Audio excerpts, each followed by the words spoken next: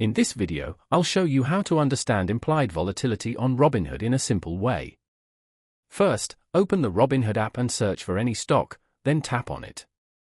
Scroll down and tap on Trade Options to open the options chain. Pick any option contract and tap on it to view the details page.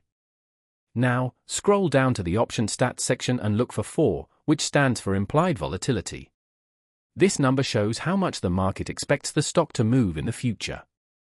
Higher for means bigger expected price swings, while lower for means smaller and more stable movement. For example, if for is high, option prices are usually more expensive because there's more uncertainty. If for is low, options are cheaper because the stock is expected to move less. You can use for to decide if an option is overpriced or underpriced. Many traders avoid buying options when for is very high because prices can drop quickly if volatility falls.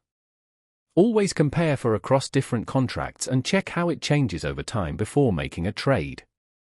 That's it. If this helped you, make sure to like this video and subscribe for more simple tech tips.